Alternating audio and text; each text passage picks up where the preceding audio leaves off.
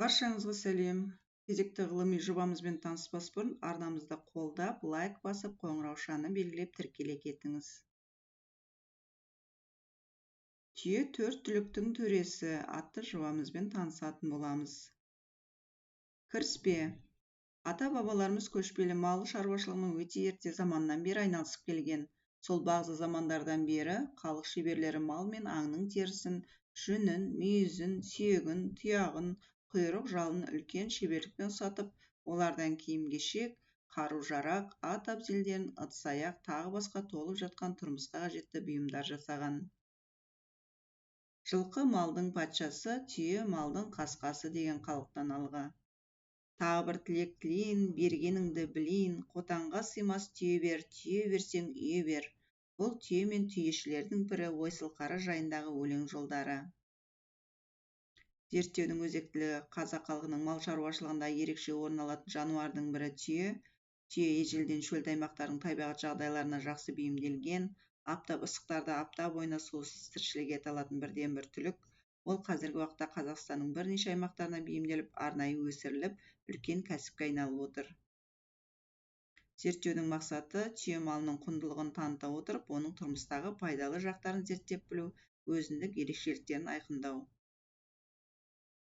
Түйе ертеден-ақ адамның сапарда немесе басқа кезде де жанындағы досы іспеттес болған соң, ол онымен қоса адамның капиталы мен күш-қуаты, әл-ауқаты болады. Шығыста ертеден-ақ түйе жүні қасиетті саналған. Оның үйде болуы табыс пен бақыт әкеледі деп сенген. Түйелер төрт түліктің төресі. Түйелер ірі табандылар отрядының түйе тұқымдасына жататын аша тұяқты сүтқоректілердің бір түрі. Қолда өсірілетін түйелердің арғы тегі жабайы түйелер. Түйе бұдан 4-5 мың жыл бұрын қолға үйретілген. Оның екі туысы бар, бірі түйе, екіншісі лама.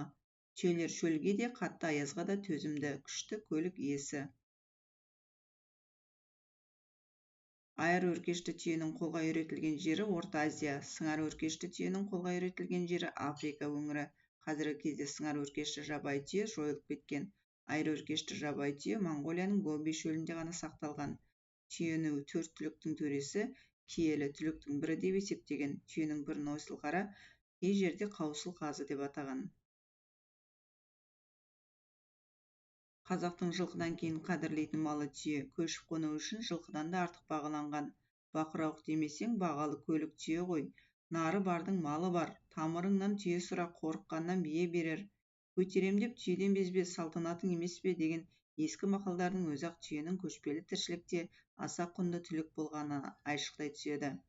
Түйенің жүні мен терісі киім, сүті сусын, еті ас, әсіресе түйе көш көлік ретінде бағалы.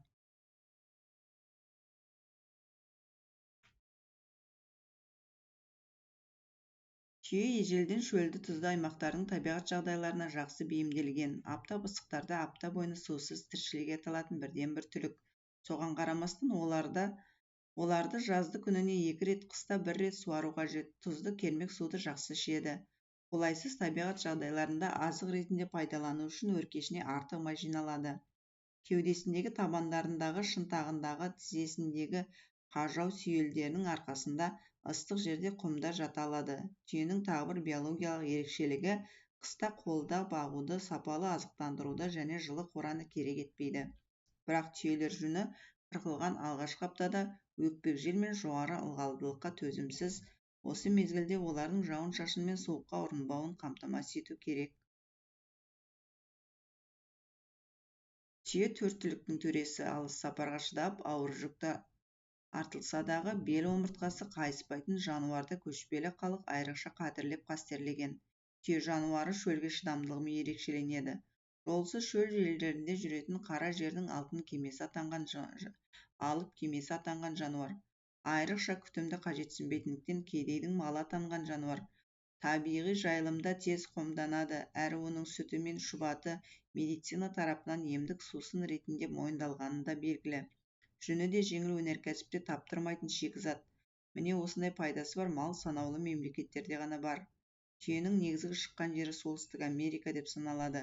Түйенің екі түрі бар, біреуі қос өркешті, екіншісі нар жалғыз өркешті түйе. Қос өркештің таза қанысын бактриян, нардың таза қанысын дромадер деп атайды. Бактрияның биіктігі 170 сантиметр, тұрқы 150 сантиметр жүні қара қоңыр. Дромадердің биіктігі 210 сантиметр, тұрқы 155 сантиметр, жүнінің түсі қызыл сұр келеді. Түйенің күйіне қарай атаулары: жардай түйе, түйенің керемет семіргені; құр түйе, қом салынбай тек қана жайылымда жүріп әбден семірген түйе; жараған түйе, түйенің жол үстінде үнемі мініліп жайылмай қалғаны; азған түйе, қатты жүдеген түйе; қара қиыс түйе, жаңадан жүн шығып үлгермей құр терісімен жүрген түйе. Түйенің ерекше қасиеті шөл және шөлейт жерлердің қатаң жағдайларына төзімділігі. Ол шөл өсімдіктерін талғамай жеп, ащы су іше береді.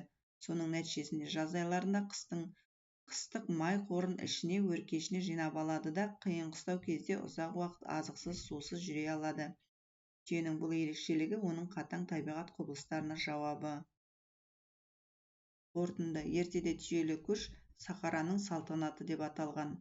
Ежелгі Қытайдан жерорта теңізіне дейінгі керуен жолының тарихы түйе түлігімен тікелей байланысты. Төрт түліктің бойында болатын жақсы қасиеттердің бәрі түйе малының бойынан табылады. Ауыз әдебиетінің көптеген үлгілерінде түйеге қатысты теңеу сөздер, даналық нақылдар, мақал-мәтелдер көптеп кездеседі.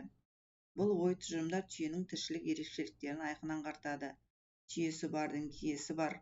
Көтерем деп түйеден безбе, салтанатың емес пе, тебеген деп биеден безбе, қос қанатың емес пе. Түйе түлігін қастерлеп ұлық деп те атайды. Түйешіні ұлық баққан деп құрметтеп, оған көпшілік жиналған жерде төрден орын берген. Кейбір аймақтарда түйені кәуіс деп те атайды. Түйе түлігіне арналған аңыздар бойынша шығарылған күйлер де ел арасына кеңінен таралған. Сүгірдің бозінгені, ықыластың желмаясы, тәттімбеттің бозінгені және тағы басқалар. Түйені алғаш жүк тасымалдау мақсатында көш көлігі ретінде үйреткен. Ерте замандарда ел мен елдің арасындағы сауда-саттық түйелі көш керуендері арқылы жүргізілген. Тарихи деректерде Самарқан саудагерлерінің сапарға жібек жолы арқылы 30 мың түйемен шыққандығы жазылған. Ұсыныстар: түйе шаруашылығы елімізде кеңінен қолға алынса, түйе өнімдерін жергілікті жерде өндіріп, сапалы өнімдер шығаратын цехтар ашылса. Осымен төрт түліктің бірі түйеге арналған жобамыз аяқталды. Видеомыз ұнаса, арнамызды қолдап, лайк басып, қоңыраушаны белгілеп тіркеле кетіңіздер.